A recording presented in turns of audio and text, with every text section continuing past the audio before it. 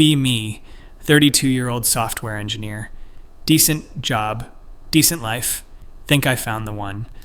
Meet Sarah at a mutual friend's dinner party 3 years ago. She's cute, works in HR at a tech startup. Seems normal enough. We hit it off talking about our favorite Netflix shows. Start dating, everything's going great for the first 6 months. She mentions she's a feminist. I'm like, cool, equal rights, makes sense. I consider myself pretty progressive too. Why wouldn't I support equality? Oh boy, I had no idea what I was in for. Fast forward to month 8 of dating. Sarah starts going to these workshops on weekends. Something about radical consent and dismantling patriarchal touching norms. I'm supportive because I'm not a caveman. Consent is obviously important. She comes home from one of these workshops with a weird look in her eye. That night, I go to give her a hug when she gets home from work like I always do. She literally holds up her hand like a traffic cop. Stop. We need to establish verbal consent protocols. Wat.jpg. She's dead serious. Explains that from now on, every single instance of physical contact needs explicit verbal consent. I'm thinking, okay, maybe she had a bad experience. I'll be understanding. Sure, Sarah, we can work on communication. She pulls out a literal binder. This woman has created a 47-page document on consent framework for intimate relationships. There are flowcharts. There are appendices. There is a glossary. She explains that she's created a tiered system for different types of physical contact. Tier 1, casual touch, hand on shoulder, brief hug, requires green light, safe word. Tier 2, extended touch, long hug, iwao, holding hands, requires emerald wow word. Tier 3, intimate touch, kissing, cuddling, requires jade, mif word. Tier 4, sexual contact, requires forest, pf word, plus a verbal contract, read aloud. I'm sitting there holding this binder like it's a bomb. Sarah, isn't this a bit much? Her face goes red. So, you don't believe in consent? Oh shit, PNG. No, of course I do. I just think we already have good communication. Good communication isn't enough. The patriarchy has conditioned women to accept unwanted touch. But you've never said my touch was unwanted. That's not the point. It's about institutional power dynamics. I'm exhausted and just want to not fight. Agree to try her system. Biggest mistake of my life. The next morning, I wake up and instinctively put my arm around her. She shrieks. Actually shrieks like I'm attacking her. No consent. No consent was given. I'm barely awake, totally confused. She's already out of bed, standing in the corner of the room, breathing heavily. Sarah, I'm sorry, I was asleep. I didn't mean. Intent doesn't erase impact. You need to internalize these protocols. She makes me sit through an hour-long re-education session before work. Make myself the biggest cup of coffee ever. Think maybe she'll calm down after a few days. She does not calm down. If anything, it gets worse. Week 2 of the consent protocols. We're watching TV on the couch, sitting like 2 feet apart. Might as well be in different zip codes. I want to hold my own girlfriend's hand. Hey, Sarah. Emerald? That's the safe word for holding hands. I remembered. She sighs deeply. I'm not in the emotional space for extended touch right now. We literally just sit there watching The Office in silence. This happens every night for a week. I'm starting to feel like I'm living with a roommate, not a girlfriend. Try to talk to her about it. Sarah, I feel like we're losing intimacy. Can we maybe modify the system? She starts crying. Not like gentle tears, full waterworks. I can't believe you're trying to pressure me into touch I'm not comfortable with. I'm not pressuring you, I'm just saying I miss being close to you. That's exactly what pressuring is. You're making me feel guilty. Can't. Win this argument. Don't even try. Month 3 of consent protocols. My buddy Dave asked me to grab beers. I need this so badly. Tell him what's been going on. He's looking at me like I've grown a second head. Bro, you need a safe word to hug your girlfriend? It's more complicated than that, Dave. No, it's not. That's insane. Get out of there. I love her, though. She's just going through something. Dave gives me the most pitying look I've ever seen. Whatever you say, man, but that's not normal. Go home that night. Sarah's in the living room with 3 of her workshop friends. They're all sitting in a circle doing some kind of weird exercise. One of them is crying while the others affirm her. I try to quietly go to the bedroom. Wait, Sarah calls out. Oh no, GJF. We're doing an exercise on male accountability. We need you to participate. Her friends are all looking at me with these intense stares. I'm tired. I've had 2 beers. I just want to sleep. Sarah, I've had a long... Duh. See, she says to her friends, this is classic avoidance behavior. They're all nodding like she's a professor, and they're taking notes. One of them, purple-haired girl named Max. Riley, she insisted on the MX pronunciation, speaks up. Do you realize that your refusal to engage in emotional labor is a form of violence? Excuse me, what? I'm not refusing, I'm just tired. I'll participate tomorrow. Sarah stands up, and I can see she's gearing up for a fight. You're always too tired to dismantle your privilege, too tired to do the work. Her friends are literally snapping their fingers in agreement. This is my life now, apparently. Fuck it. I'll play along if it means I can go to sleep. Sit down in the circle. For the next 2 hours, they take turns telling me about my problematic behaviors. Apparently, the way I load the dishwasher is patriarchal. I put the big plates in the back. The way I sit with my legs slightly apart is aggressive male posturing. The fact that I sometimes talk about sports with my coworkers is toxic masculinity. I apologize for things I didn't even know were problems. Finally, they leave at midnight. I'm mentally destroyed. Try to hug Sarah. Remember, I need consent. Jade, that's the cuddling one. I'm not in the space for that. Tonight was really triggering for me. Triggering for you? Sleep on the couch that night. Start to seriously reconsider this relationship. But then she has good days where she's almost like the girl I met. Those days keep me hooked. Month 5 of consent protocols. We haven't had sex in 2 months. Every time I try to initiate with the proper safe word, forest plus the verbal contract, she's not in the space. I'm going insane. Start working out more just to deal with the frustration. Sarah notices I'm getting in better shape, accuses me of trying to intimidate her with physical dominance. I'm literally just doing push-ups in the garage. Can't even exercise without it being a problem. One day I come home from work early. Hear Sarah on the phone in the bedroom. She's talking to her mom. Yeah, he's been really good about the protocols. I know it's a lot, but he needs to unlearn his conditioning. No, we still haven't. I'm just not attracted to him anymore. He's too compliant now. I know. Maybe I need someone with more backbone. Stand in the hallway feeling like I've been punched in the gut. So I follow all her rules and she's not attracted to me. But if I don't follow the rules, I'm a patriarch. Literally cannot win. That night, I try something different. She asks me to do the dishes, using her request framework, which requires me to verbally acknowledge and agree to the request. I just say, no, I'm tired. You can do them. Her eyes go wide. She's speechless for like 10 seconds. Excuse me? I said no, I'm tired.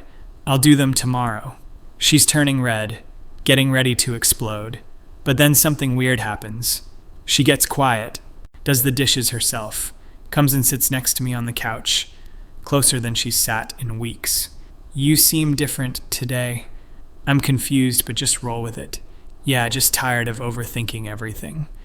That night, she actually initiates contact. Doesn't even use the safe word system. We have sex for the first time in 2 months. I'm so confused, but also relieved. Think maybe we're turning a corner. Nope. The next morning, she's back to the protocols. Last night was a mistake. I wasn't in the right headspace. We need to be more strict about the framework. She's now added new elements to the system. There's now a daily consent calendar. I have to fill out what types of touch I'm requesting for the next day. She reviews it each morning and approves or denies each request. This is my life. Month 7 of consent protocols. We're at her company's holiday party. She works in HR, remember? So half the people there are just like her. I'm standing alone by the punch bowl. One of her co-workers, Janet, comes up to me. Janet's normal, has a husband and kids. "Hey, how are you holding up?" she asks quietly. "What do you mean?" "Sarah told me about your arrangement. That must be really hard." I'm mortified that she's been talking about our relationship. "It's fine, we're working through some things." Janet looks sad for me. "Listen, I've known Sarah for 3 years. She goes through phases. Last year she was into crystal healing and thought Wi-Fi was giving her headaches. Before that she was convinced she had celiac disease even though all her tests were negative. So you think this is just a phase?" "I think Sarah latches onto things that make her feel special and in control, and I think you're a good guy who deserves better." Don't know what to say to that. Sarah appears and literally gets between us. "Janet, can you not monopolize my partner's time?" Janet just walks away. Sarah turns to me, furious. "What were you two talking about?" "Nothing, just small talk. It looked very intimate. Did you give her the impression you were available?" "What?" "No, Sarah, she's married. That doesn't mean she wasn't flirting with you, and you were probably encouraging it." We leave the party early. She doesn't talk to me for 3 days. I'm in hell. Month 9 of consent protocols. Christmas is coming. We're supposed to go to my parents' house. I haven't told my family about the protocols because how do you even explain it? "Hey, Mom. Yeah, I need to use a safe word to hug my girlfriend." The night before we leave, Sarah sits me down. "We need to establish boundaries for the trip." Oh God, what now? She's made a list of rules for interacting with my family. I'm not allowed to hug my own mother without first asking Sarah if she's comfortable with me showing physical affection to other women. I'm not allowed to be alone in a room with my sister, she's 19, because that might make Sarah feel insecure. I have to limit conversations with my dad to 15 minutes at a time because male bonding excludes women and reinforces patriarchy. I'm reading this list feeling my soul leave my body. Sarah, these are insane. If you're not willing to make me feel safe around your family, maybe we shouldn't go. Good. We won't go. Call my mom. Make up an excuse about work. She sounds so disappointed. I've never missed Christmas with my family. Spend Christmas Day sitting in our apartment. Sarah's in the bedroom doing a virtual workshop. I'm alone eating takeout Chinese food. This is the lowest point of my life so far. Think about breaking up with her. But we've been together almost 2 years now. I've isolated myself from friends to avoid drama. I've skipped family events. I've invested so much. Sunk cost fallacy is real, folks. New Year's Eve. Sarah wants to go to a party thrown by Axe. Riley, I want to literally do anything else, but refusing means a 3-day fight, so I agree. Get to the party, it's exactly what I expected. Everyone's talking about intersectionality and problematic media. Someone's crying in the corner about microaggressions. There's a consent station where you write your boundaries on a name tag. I write he, him, open to conversation. Sarah writes she, her, do not touch. Verbal consent required for eye contact. Verbal consent for eye contact. I'm getting drunk. I don't even care anymore. Some guy named Sage starts talking to me about cryptocurrency. Most normal conversation I've had in months. We're just 2 dudes talking about Bitcoin. Sarah appears out of nowhere. Can I talk to you? Privately? Here we go. Pulls me into the bathroom. You were talking to Sage for 23 minutes. She was timing it. So, he's a nice guy. We were talking about crypto. You barely talked to me for 23 minutes anymore. What does that say? It says I don't need a permission slip to have a conversation. I'm yelling now. I've finally snapped. It says I'm tired of walking on eggshells. It says I'm tired of needing a safe word to touch my own girlfriend. It says I'm exhausted, Sarah. She starts crying, but not real crying. That manipulative crying. I can't believe you're yelling at me. I feel so unsafe right now. Mex. Riley is suddenly at the bathroom door. Is everything okay? Sarah, do you need support? He was yelling at me. Sarah sobs. Riley glares at me like I'm a monster. I think you need to leave. Gladly. I walk out of that apartment and just start driving. End up at Dave's place at 1 a.m. He opens the door in his pajamas. Dude, what? You were right. You were so right. Spend the night on his couch. Dave and his wife make me breakfast in the morning. Watching them interact is painful. They just touch each other casually. She puts her hand on his shoulder while pouring coffee. He kisses her forehead while passing by. No safe words, no protocols, no binders, just normal human affection. I want to cry. Get about 50 texts from Sarah. First they're worried, where are you? Are you safe? Then angry, I can't believe you abandoned me at the party. Then manipulative, I'm having a panic attack and you're not here. Finally, we need couples therapy. This is on you to arrange since you're the one who left. Dave's looking at my phone over my shoulder. Don't do it, man. Just end it. I should at least try therapy, right? I did yell at her. After months of her insanity, any normal person would have snapped. His wife, Emily, chimes in. I'm usually one to advocate for therapy, but honestly, I don't think this is fixable. She doesn't want a partner. She wants a pet she can train. Her words hit hard because she's right. But I text Sarah anyway. Okay, I'll find a therapist. Week later, first therapy session. Spent 3 days finding a therapist Sarah approved of. First 5 weren't trauma-informed enough. Finally found Dr. Patterson, a middle-aged woman who specializes in feminist relationship dynamics. Should have known this would backfire. We sit down. Dr. Patterson asks us to explain why we're here. Sarah talks for 35 minutes straight. I'm not exaggerating. I watch the clock.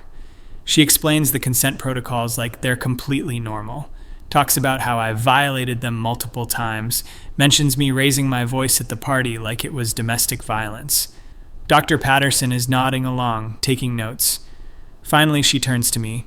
And what's your perspective? I take a deep breath. I feel like I can't do anything right. I follow all her rules and she's not attracted to me. I push back even slightly and I'm abusive. I just want a normal relationship where I can hug my girlfriend without saying a safe word. Dr. Patterson is quiet for a moment. It sounds like you're resistant to examining your privilege in this dynamic. I'm sorry, what? Sarah has created a framework to help her feel safe, and your resistance to it suggests you prioritize your comfort over her safety.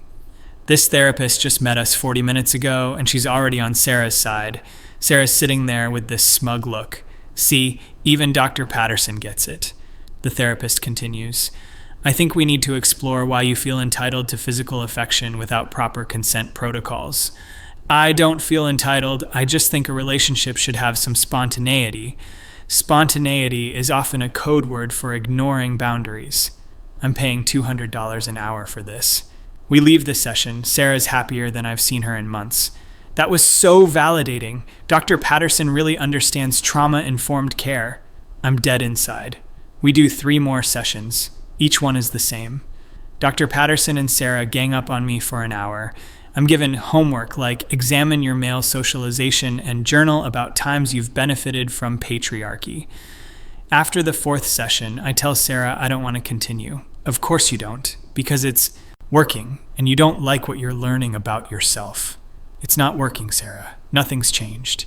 Everything's changed. You're finally being held accountable. That word, accountable, I've grown to hate it.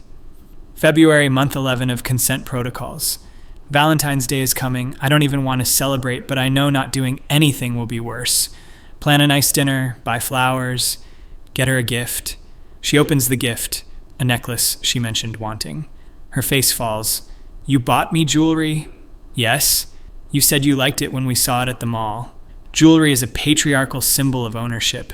Men give women jewelry to mark them as property. The necklace cost me $300. I'm so tired. I just wanted to get you something nice for Valentine's Day. Valentine's Day is a capitalist, heteronormative construct designed to enforce traditional relationship hierarchies. We sit in silence at the restaurant. Don't even eat. Just push food around our plates. The couple next to us is laughing and holding hands. They look so happy. I want to be them. We go home. Sarah goes straight to bed. I sit in the living room until 3 a.m.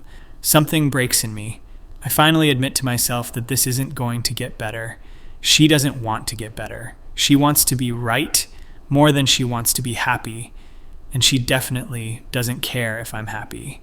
The next morning, I start looking up divorce lawyers.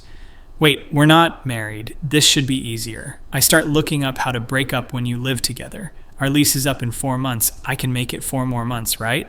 Narrator, he could not make it 4 more months. Week later, something happens that forces my hand. Come home from work, Sarah's in the living room with her laptop. She's got this weird look on her face. We need to talk. I sit down, nervous. I've been doing a lot of work on myself, she starts. Oh God. And I've realized that monogamy is a tool of the patriarchy. Here we fucking go. I want to open our relationship. I just stare at her. You want to see other people. I want us both to see other people. I've been reading about ethical non-monogamy, and it really resonates with me. Sarah, we haven't had sex in 6 weeks. We can't even hug without a safe word. And you want to add more people to this? That's exactly why we should open it up. Clearly, our needs aren't being met. We can find others who are more compatible while still maintaining our connection. I'm actually laughing now, like genuinely laughing. It's either that or cry. What's so funny, she demands. Connection? What connection? We don't have a connection anymore. We have a legal contract that requires verbal consent for eye contact. She stands up, angry now. I knew you wouldn't be evolved enough for this conversation. Evolved? You think this is about being evolved? Sarah, this is about you wanting to sleep with other people while keeping me around. As your emotional punching bag. That is not... Yes, it is. Admit it. You're already interested in someone. Her face goes red. Bingo. There's a person in my workshop, MX River. We've been connecting on a deep emotional level. Mex River. Of course it's Mex River. I don't even know who that is, but it doesn't matter. They're all the same. So, what? You want my permission to sleep with Mex River? I don't need your permission. I'm an autonomous human being. I'm just being ethical by telling you. How kind of you. We stare at each other. 3 years together, and it's come to this. I want to break up, I say. The words hang in the air. Sarah's expression cycles through shock, anger, and then something I didn't expect. Panic. What? No. We just need to work through this. There's nothing to work through. This relationship is dead. It's been dead for months. She starts crying. Real crying this time. But I love you. We can fix this. I'll relax. Some of the protocols. Some of them? Sarah, they shouldn't exist in the first place. Don't leave me. Please, I'll change. We can go back to how things were. She's literally on her knees now. The same woman who needed a safe word for hugs is clutching at my legs. Sarah, stop. It's over. I'll sleep on the couch until we figure out the apartment situation. She's full on sobbing now. Part of me feels bad. Most of me feels relieved. The next few days are tense. Sarah oscillates between begging me to stay and screaming at me for abandoning her. She tells all her workshop friends. I start getting messages from people I've never met. MX. Riley, you're really going to leave her when she's at her most vulnerable? Typical male behavior. Someone named Star. I hope you know you're literally committing emotional violence. Mex River, the one she wanted to sleep with. She deserves so much better than you. I block all of them. Tell my boss I need to work from home for a while. Start apartment hunting. Find a decent 1-bedroom across town. It's smaller and more expensive, but I don't care. I need out. Tell Sarah I'm moving out at the end of the month. Not waiting for the lease to be up. I'll pay my half until then, but I can't stay. She threatens to sue me for what? I don't know. Then she threatens to hurt herself. I call her mom. Her mom, who I've met twice, sounds exhausted. She's doing this again. Again. This isn't the first time she's had a relationship end like this, her mom explains. She gets really into these phases, and she pushes people away. Then she falls apart when they leave. Why didn't you warn me? Would you have listened? You seemed happy at first. I hoped she'd grown out of it. Her mom agrees to come stay with Sarah for a few days. I feel slightly less guilty about leaving. Moving day comes. I've packed all my stuff. It's not much. We didn't really combine our lives that much. Guess the consent protocols prevented that too. Sarah's in the bedroom, won't come out. Her mom's there, helps me carry boxes. For what it's worth, her mom says, you lasted longer than the others, and you were kinder about leaving. Don't know how to respond to that. Drive to my new apartment, it's empty and quiet. I order pizza and eat it sitting on the floor. My phone won't stop buzzing. Sarah's sending walls of text. Then she's apologizing. Then she's angry again. Then she's listing all my faults. Then she's begging me to come back. I turn off my phone, eat my pizza in silence. It's the most peace I've felt in a year. Week later, I'm starting to feel human again. Bought a couch, hung up my posters, been hanging out with Dave again. He's just happy to have his friend back. You look better, man. Like you were looking actually sick there for a while. Realize I've lost 15 pounds from stress. Start eating properly again. Start sleeping normally. It's amazing what leaving a toxic relationship will do. Get a message from Janet, Sarah's coworker. Hey, I heard what happened. Good for you for getting out. Want to grab coffee sometime? We meet up. She's genuinely nice. Tells me more about Sarah's history. Apparently she did this same thing to her ex before me. Created elaborate rules and systems, pushed him away, then fell apart when he left. She's not a bad person, Janet says. She's just deeply insecure and copes with it by trying to control everything. That doesn't excuse what she did. No, it doesn't. I just thought you should know that it wasn't about you. That actually helps. Been blaming myself, wondering if I was the problem. Month after the breakup. I'm doing okay. Been on a few dates. Nothing serious, just remembering what it's like to interact with normal people. Went on a date with a girl named Amy. We're at dinner, conversations flowing. She laughs and touches my arm while telling a story. I don't flinch. I don't ask for a safe word. I just exist in the moment. It feels revolutionary. She notices me smiling. What? Nothing. Just thank you for being normal. That's a low bar, she laughs. You'd be surprised. Get a text from an unknown number. It's Sarah, from a new number since I blocked her old one. I saw on Instagram you're dating someone. Already? After everything we had? How did she find my Instagram? I made it private. Realize one of my friends must still follow her. Doesn't matter. I don't respond. She sends another message. You're going to do the same thing to her. You're going to make her feel unsafe and leave when she tries to establish boundaries. That's who you are. This would have destroyed me 2 months ago. Now I just feel sad for her. Block the new number. Delete Instagram for good measure. 2 months after breakup. Running into people who know Sarah. They've heard her side of the story. In her version, I was controlling and abusive. I refused to respect her boundaries. I yelled at her constantly. I isolated her from her friends. It's all lies, but I don't have the energy to fight it. Dave wants to confront her. Bro, she's telling people you were abusive. You can't let that stand. What am I going to do, Dave? Post a rebuttal on Facebook? Get into arguments with people who've already made up their minds? So you just let her trash your name? The people who matter know the truth. Everyone else, fuck 'em. He's not happy, but he respects it.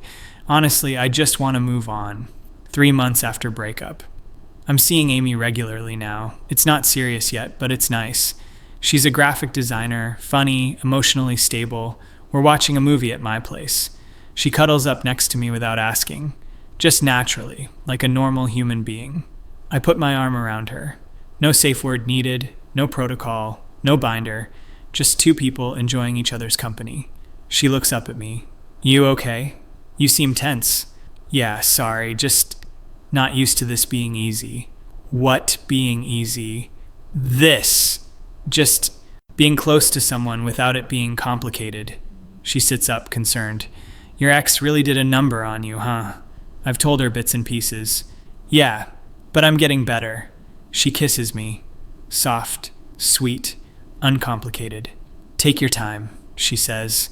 Nearly cry from the kindness. 4 months after breakup. Get an email from Sarah. Subject line, I'm sorry. Debate whether to even open it. Curiosity wins. It's long, rambling. She's been in real therapy, her words. Not the feminist one who validated everything, but an actual therapist who's calling her out. She's been diagnosed with borderline personality disorder and severe anxiety. She's on medication now. She's sorry for how she treated me. She understands now that the protocols were about her need for control, not actual safety. She hopes I'm happy. She's working on herself. Won't bother me again. I read it 3 times.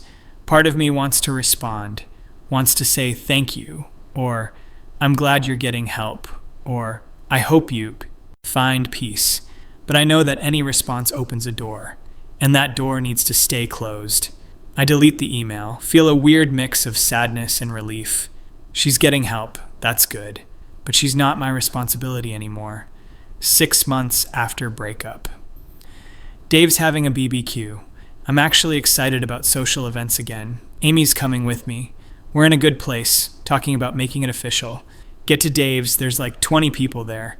Music, beer, burgers on the grill. Dave pulls me aside. So, don't freak out, but Emily invited Janet, and Janet mentioned she might bring Sarah. My stomach drops. What? Why? They're friends. Emily didn't think it through. I told her not to, but you know how she is about including everyone. Is Sarah here? Not yet. Look, if she shows up and you want to leave, we leave.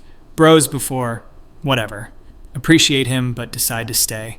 I'm not running anymore. About an hour later, Sarah shows up. She looks different, hair shorter, dressed more casually. Looks healthier, actually. She sees me, freezes. I nod at her. She nods back. We don't approach each other. It's incredibly awkward. Amy notices. Is that her? Yeah. Want to leave? No. I'm good. We're good. We stay. I make a point of not looking in Sarah's direction. Focus on having fun with my friends. At one point, I'm laughing at one of Dave's dumb jokes. I glance over and Sarah's watching me. She looks sad, but also accepting. She raises her beer bottle slightly, like a toast. I do the same. It's closure, I guess, as much as we're going to get. She leaves about an hour later, doesn't say goodbye to me specifically. I breathe easier when she's gone. Emily apologizes profusely. I'm so sorry. I didn't think... It's fine. Actually, I'm glad it happened.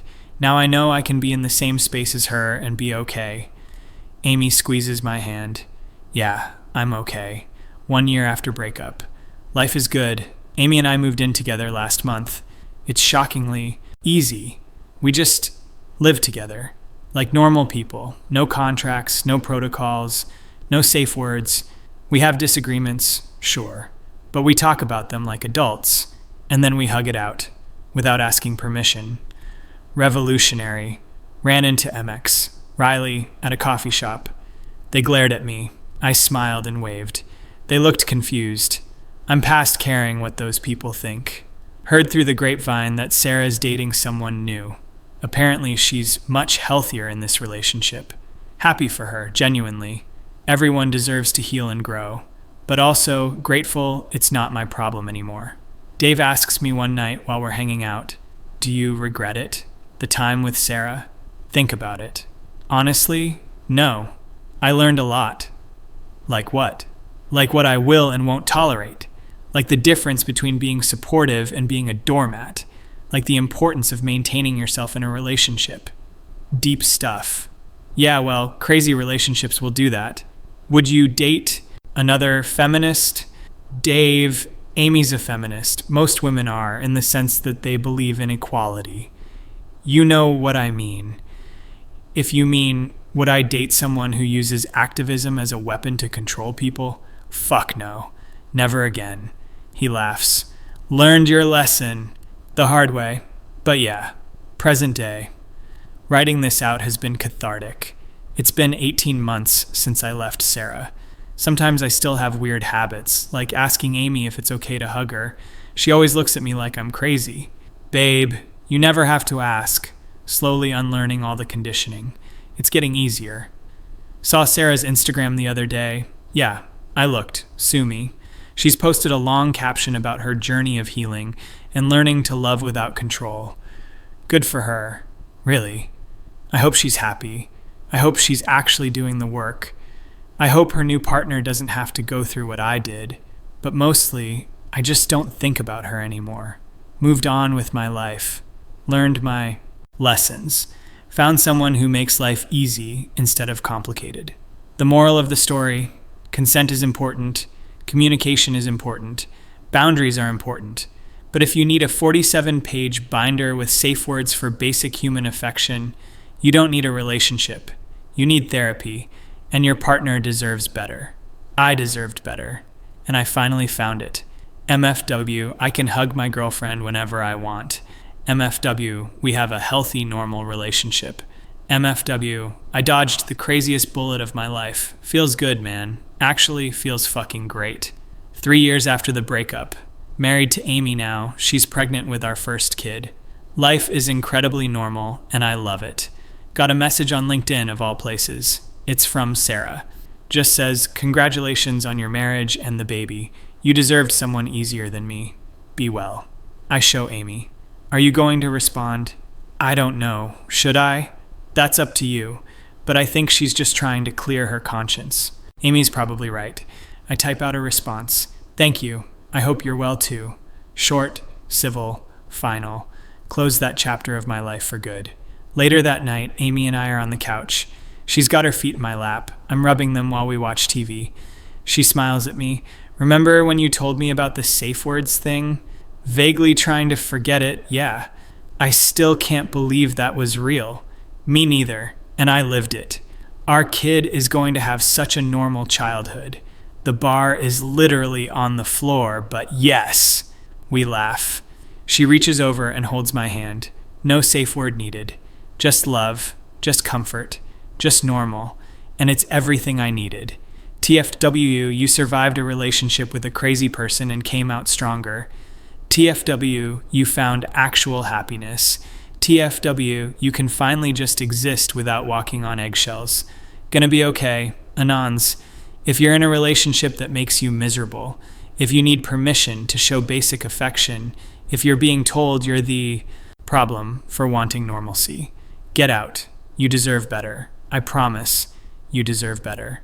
There's someone out there who won't make you jump through hoops. Someone who will just love you. Simply, easily, normally. Go find them and never settle for less again.